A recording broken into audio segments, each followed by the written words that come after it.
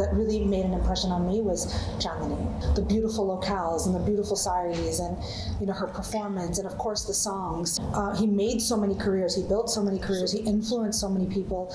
During COVID lockdown I was working on this project and editing this. He looked on top of the world. His intelligence. Hello, hello, hello. Look, who do we have here? The one and only Smriti Mundhra. Welcome to FilmiBeat. Thank you. And I must say, you are the first person after ages who got us Mr. Aditya Chopra. Yeah. So does he exist in this series? Because many people will watch it now. Yes, he does indeed. It's not a myth. He does appear in the series. But the romantics, if I ask you about the romantics, what was the first thing that came in your mind when you started this project who took so much of time, so much of effort? How did it happen? I wanted to make, my medium is documentary, nonfiction filmmaking, and I wanted to make something about, basically about Hindi cinema and its place in the global cinema canon and the nostalgic pull that it has on us, on Desi people. And I thought the best person to explore that through would be Yash Chopra, because so much of the idea that we have in our minds about what Hindi film is and the great romances of the 90s and that whole idea came from Yash Chopra and his film. He really gave us that language. So that was sort of the entry point to it. And when I had the idea, I pitched it to Yash Raj Films to get their blessing and their buy-in and access to all of the films and the archives. And thankfully they came on board, and here we are. Smriti, if I ask you, what was the first Yash Raj YRF movie that you saw? The first one that I remember, that really made an impression on me was Chandni. Yeah. That film was. I don't even think I was a kid when I first saw it, and I don't think I fully understood all of the complex themes, of it, and all of the drama. But it was Sridevi, and it was like that, the beautiful locales and the beautiful saris, and her performance, and of course the songs, that really captivated me. It was the whole aesthetic of that film, and really, really appealed to me even as a kid. So Yash Raj also had a huge impact on you when you was a kid, because there are many people who wanted to be actors, directors, producers, makers when they saw Yash Raj movies back there when they were kids. So what was your memories with Yash Raj when you were a kid and you were growing up?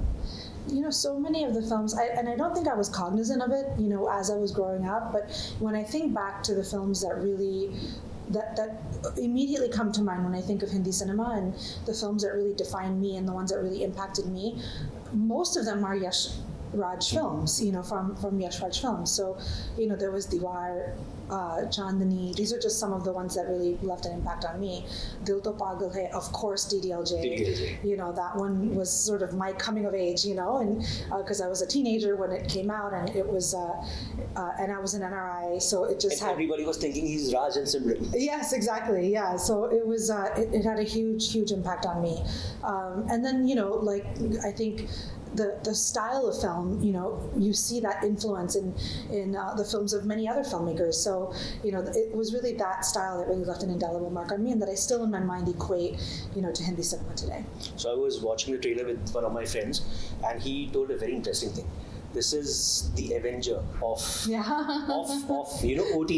where you had to gather these many superstars for one series. Yeah. So how difficult was this for you? Because right from Mr. Bachchan to Ranbir. Yeah.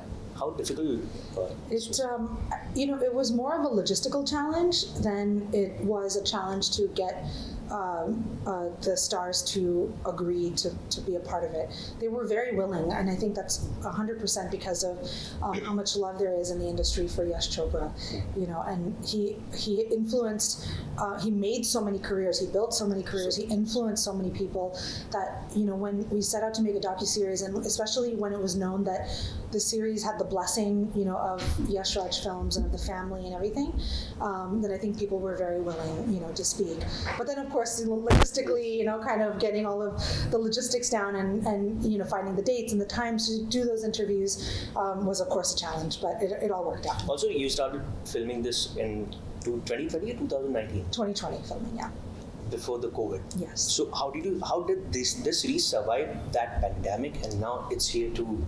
Yeah, fortunately, we did the majority of our filming. We had finished. We had a little bit, we were cut off because COVID had just started right when we were in our production window, and but the majority of the interviews we had shot prior, and then we had a lot of work to do in terms of edit.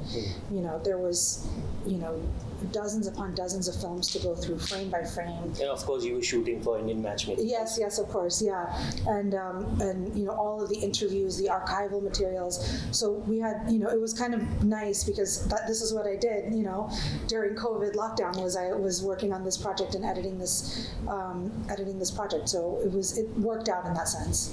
And since you were saying about the blessing thing, it's true because I know that this is the last content of late Mr. Rishi Kapoor. Yes. So can you tell us the experience when you shot? I think this was the last thing that he shot. Yes. So can you tell our audience how did it happen? Yeah. And when you got the news, I'm sure you were also shocked. Yeah, really shocked, and I was especially shocked because the day that we interviewed him, that we filmed with him, he looked on top of the world. He looked good. He came impeccably dressed in this really beautiful purple suit. And, he was so giving of his time, generous with his time. He had so much to share. He really was really reminiscing. He was in that mode. And of course, I think a lot of that is because of his relationship with Yash Chopra. And, they go back so many, decades in terms of their relationship. But yeah, he was just in that frame of mind, of wanting to reminisce and reflect on his career, reflect on his relationship with Yash Chopra. He had so much to share. It was truly one of the best interviews I've ever been able to do, and I feel so privileged that I had the opportunity. Do you remember what did he say after the interview to you? Any words or wisdom or anything that you remember? I don't, not really. I mean, I just remember him being so gracious, so charming. So charming. Absolutely, he was at peak of his charm, and he was so funny, and I think all of that comes across when you see the series, is that he just was relaxed and he was happy and he was in a good place, So that's why it was, of course, very shocking, a month later when we lost him. And since we are talking about the romantics, I will have to ask you quick questions. I'll take the name of the actors and I'll ask you the most romantic thing about that actor. Okay. Be kind enough to give the answer. Yeah. Okay. So what is the most romantic thing of Mr. Amitabh Bachchan? Mr. Bachchan, his intelligence. Oh, intelligent dancer. Yes. Shah Rukh Khan. Eyes. Yeah. Ranbir Kapoor. His whole face. His demeanor. Ranveer Singh. Energy. And Rani Mukherjee. Her smile. Wow, that is so great. Yeah. So thank you so much. It was great talking to you. Thank you. And we wish you all the luck. And I'm sure that this will be as successful as your previous contents in matchmaking. Yes. And all you people out there, go to Netflix, click on the romantics, and I'm sure you'll enjoy it. Raj Dixit, FilmiBeat.